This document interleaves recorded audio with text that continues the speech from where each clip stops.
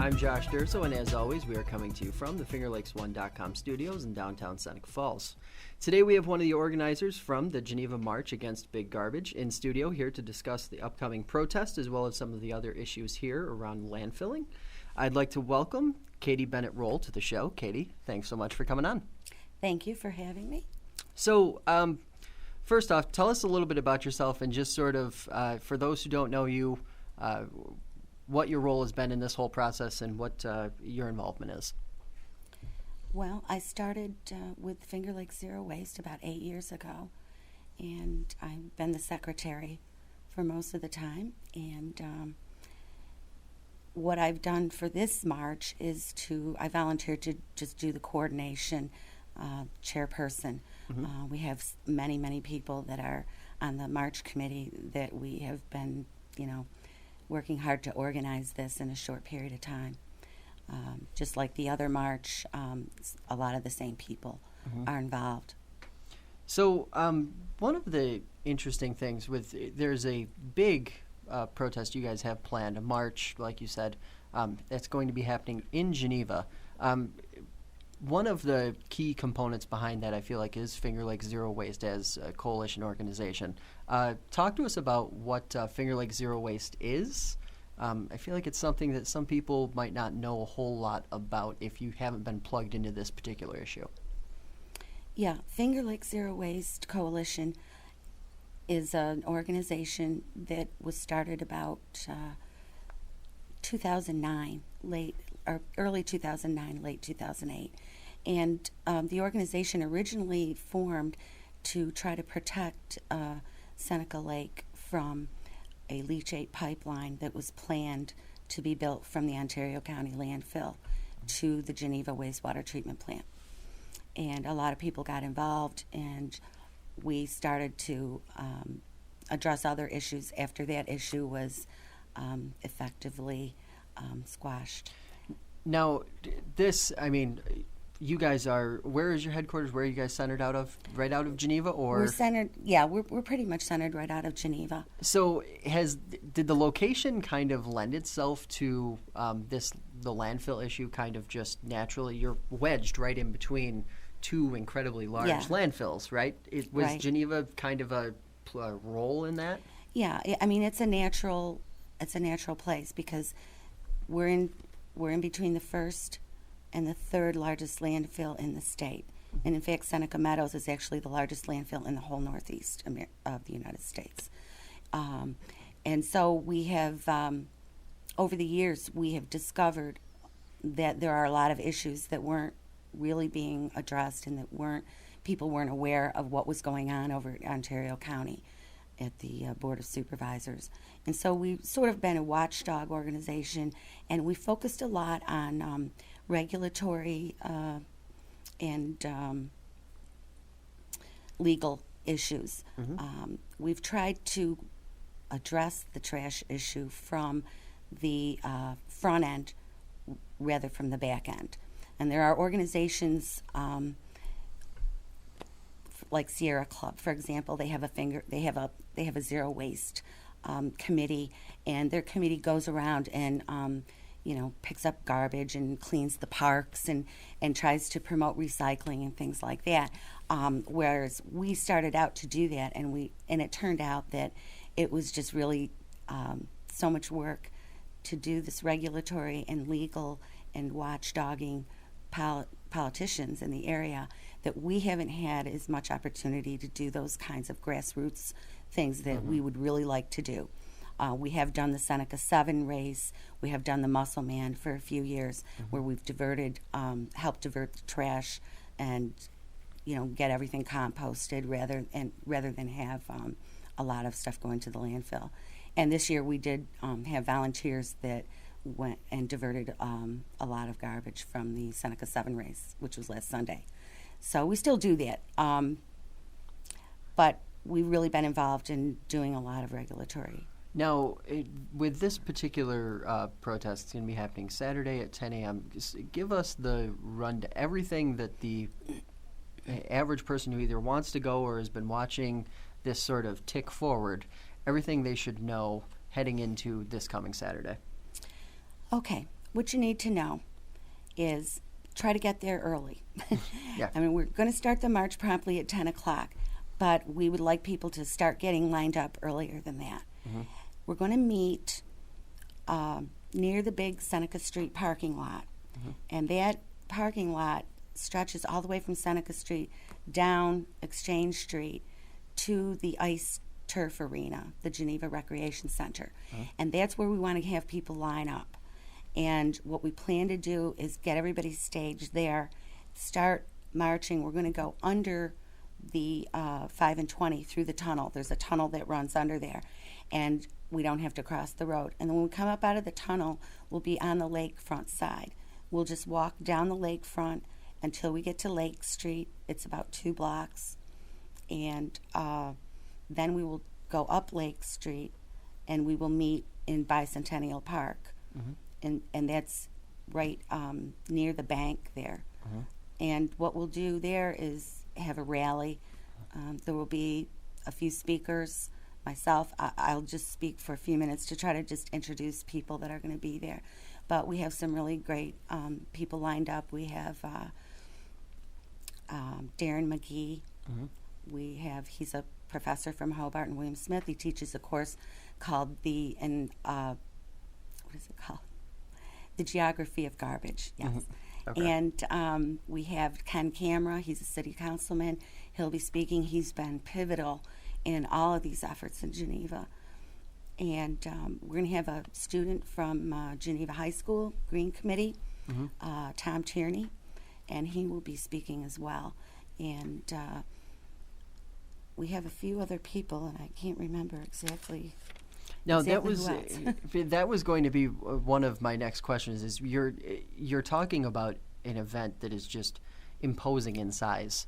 Yes. Just walk us through what it was like, and you're still going through it now, even leading up to it, trying to put this type of or this size event on.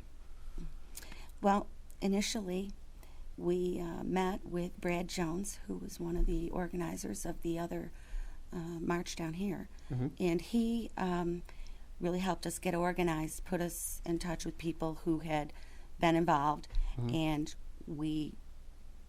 I put out an email, and he put out an email to his people, and we scheduled a meeting, and we met. Our first meeting was on April 8th, and we got together down at Lake Drum Brewing on Castle Street in Geneva, and we talked about what we needed to get done, and I made a list of tasks that needed to be done, and everybody's name went by a task, or if we had somebody already, and if not, we had to find somebody.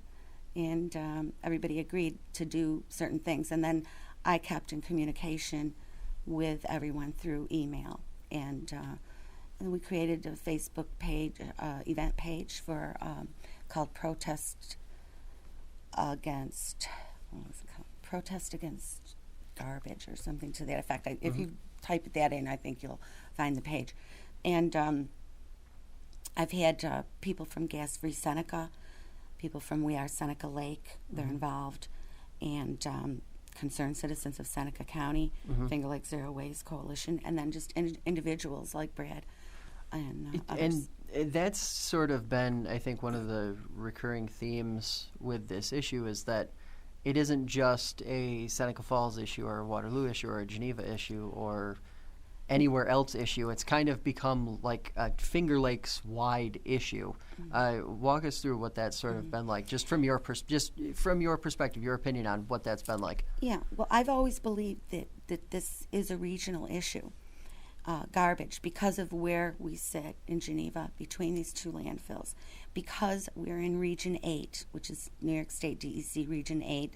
We have many large landfills. In fact, about 50% of all of the garbage in the state of New York is dumped into Region 8. Region 9 also gets a lot of garbage. There aren't too many landfills downstate at all. And so we've always felt, we tried to investigate, why are we getting all of this garbage? Who's responsible for this? And, after a while, it came to our attention that it was the state of New York. If the state of New York wants garbage to go somewhere, it's going to go there. And they are the final say. So we can talk all we want about the business practices of various garbage industry people, but they're trying to make a living, and we wish they would try to go by the rules a little bit more, but it's the governor and the New York State DEC, and the commissioner serves at the pleasure of the governor. That's an interesting point you just bring up, because one of the things we hear regularly in the media is that the smell has gotten a lot worse in the last couple of years, especially with the landfill down here in Seneca County. It would seem as though, in addition to antagonizing the individuals who actually run those facilities, there would also be some pressure or some heat on the DEC guys or the state officials who ultimately play a major role in this. Do you think there needs to be a change on that end in order to see a significant change on this side? Oh, absolutely.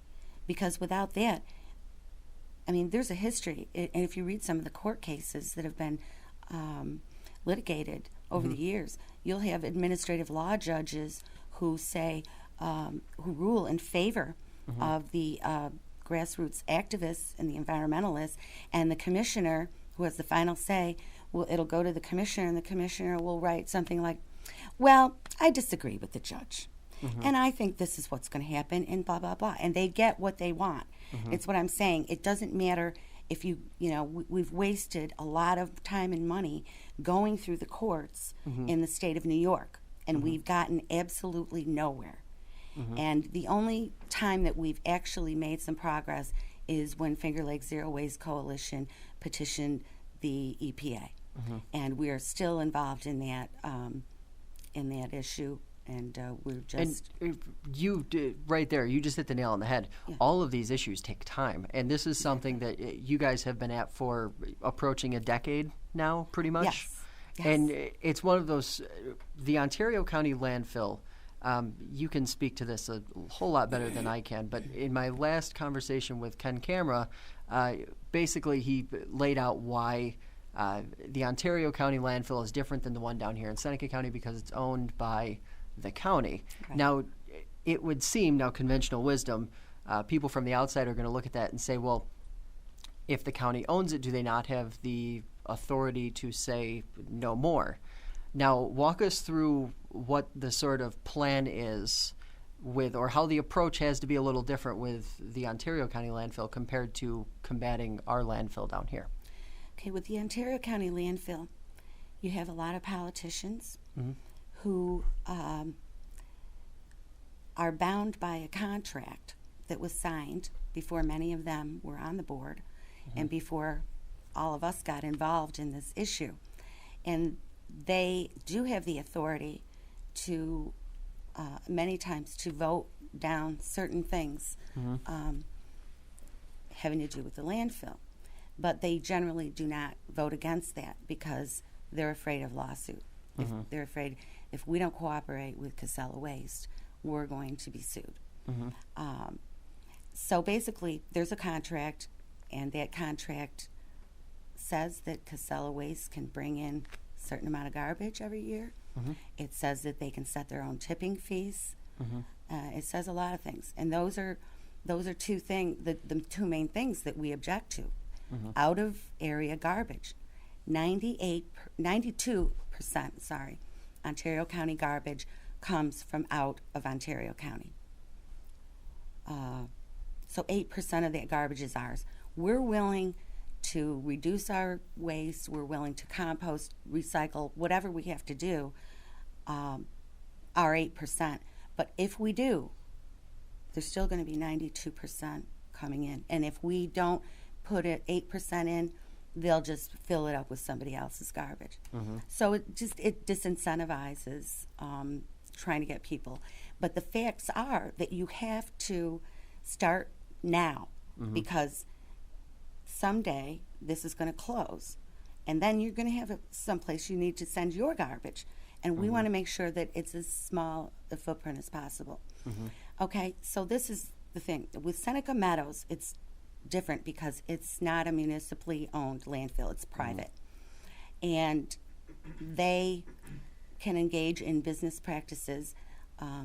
They do have a host agreement, which is a contract with the town of Seneca Falls.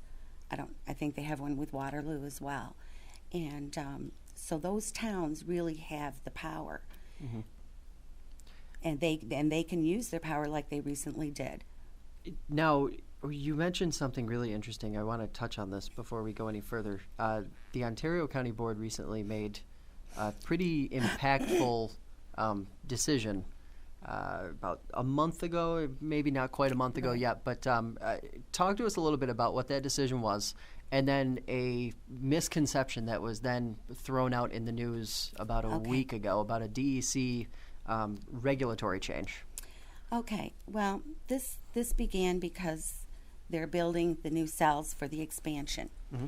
And the regulations say there has to be a 10-foot separation between the liner and the bedrock. Mm-hmm. So they came to the board, Casella came to the board and said they wanted to apply for a variance from this 10-foot separation, and they wanted it to be 5 feet instead. And they said to the board, well, they're going to be changing the regulations anyway, so you might as well just let us do it now, because now's the time that we're actually building it, and they're behind. Mm-hmm. And so the board thought about it, and a lot of them decided that that wasn't a very good idea, and they voted against it. And it was a weighted vote, and it actually was against the variance, which is one of the first times that they've ever voted against anything. So then there was an article in the Canandaigua Daily Messenger in which this issue was talked about at the same time as the new proposed regulations for landfills are coming out. And they came out probably, I got an email a few weeks ago. Mm-hmm. So it was about the same time that the proposed regulations came out. And they're not ready to, the comments are not over until July 15th, I believe, or June 15th. I can't remember. So anyway, this article in the paper said that Rich Russell, who's now the new chairman of the Environmental Quality Committee, made a statement that that these regulations would make it override the necessity for the board to vote against this variance, and that Casella could just get this 5-foot separation, and they wouldn't have to do anything about it. But the fact is, I have the regulation right on my computer, and it says that the regulations continue to say that the minimum separation from bedrock is 10 feet. The department, which is the DEC, can approve a 5-foot separation, but it has to be within certain parameters of hydraulic conductivity and all this kind of thing. So the basic thing is, if the liner was to leak, it has to go through 10 feet of dirt before it's going to hit the bedrock, and then the bedrock below that is the water, the water table. And so what they're saying is, we want 5 feet, and we have some stuff that we can put in there that's going to be just as good as 10 feet. That's basically what they're saying. But the fact is that the regulation is not going to change. And that's that kind of statement that he said, well, the 5-foot separation is just part of the whole package. That's just politics masquerading as science. And, that's just how politicians talk. And they make it very hard for the regular person to really understand what's going on. And so the headline for the article was totally wrong. So, assuming that things continue to progress and we do get towards this, and I speak to the entire region, eventually get to this place where garbage is not being produced the way it once was, or recycling is more of a steadfast routine instead of an occasional promise. What are some of the things that you guys as an organization would like to see, or even in the meantime, what are some of the things that people can do to start reducing their load in terms of how much garbage they are themselves producing? Well, like I said before, if we can reduce our garbage, mainly by getting out the organics, and that's the most important thing, because that's what's making the odor. That's what makes the methane. That's what makes the odor. So if you can do backyard composting, that would be excellent. But there are other alternatives to do composting without even having a backyard. You can do composting in your house with vermiculture, worms, and that sort of thing. So that's the thing that I would recommend, that people look into really doing some backyard composting at home. However, like I said, this is not going to take a bite out of any of this out of region garbage that we are receiving. And recently there was a webinar given by the EPA on how municipalities can reduce their waste. And somebody said, hey, we better send this over to the Ontario County. And I said, you know what, let's send it to all the counties that send garbage to Ontario County landfill. And so that's what we did. And of course, we haven't received anything back, because I'm sure they weren't too happy about it. But we wrote letters, especially to Rockland County. Every bit of Rockland County's garbage comes to Ontario County. And it's over a third of the annual garbage that comes there is from one county, downstate New York. Yeah.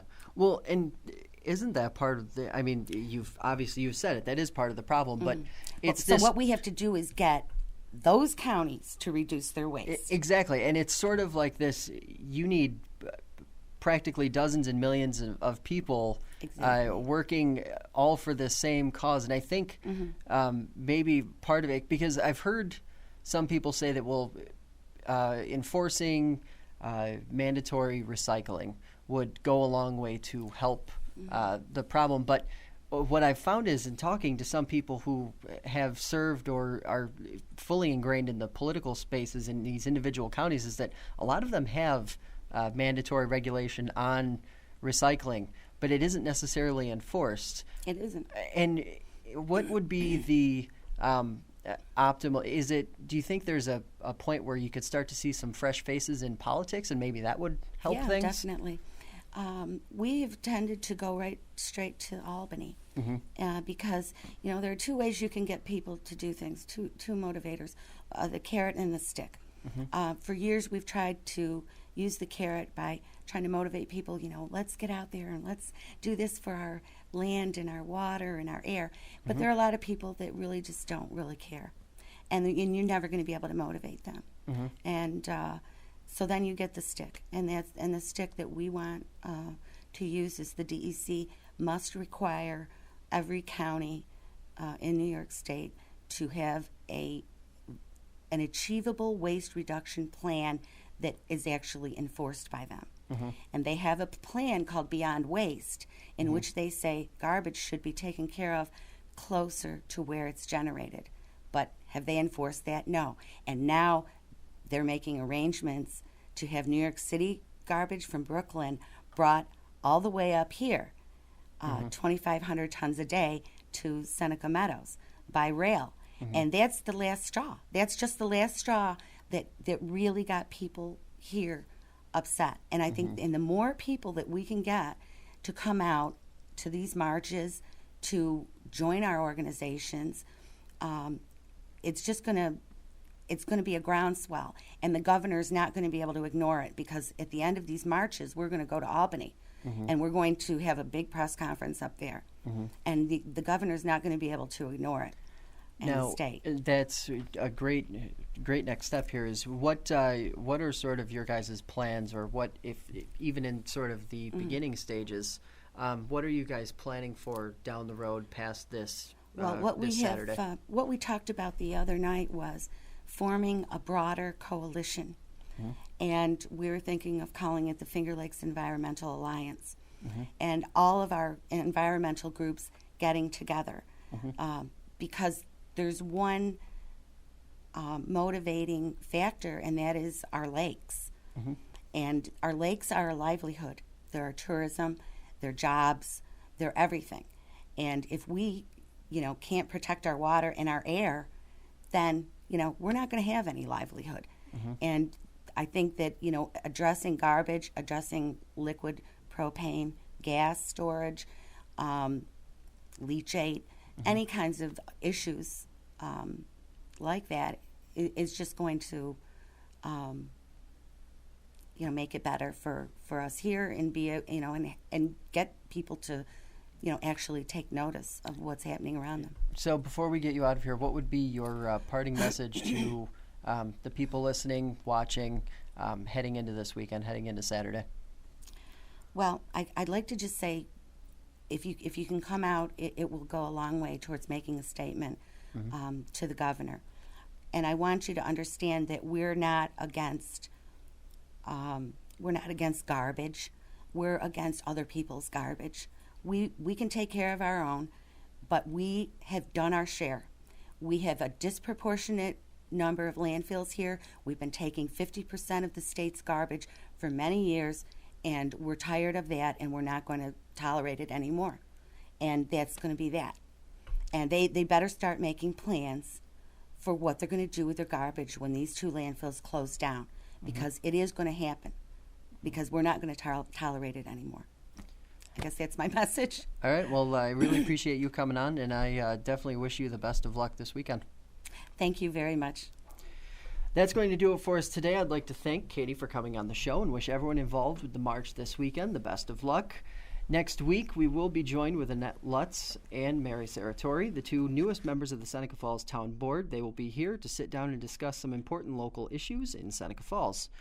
As always, the latest news updates and podcasts are just a click or tap away with the FingerLakes1.com app. It's available on Apple and Android devices. For Katie Bennett Roll, I'm Josh Durso, reminding you to join us next week on another episode of Inside the FLX.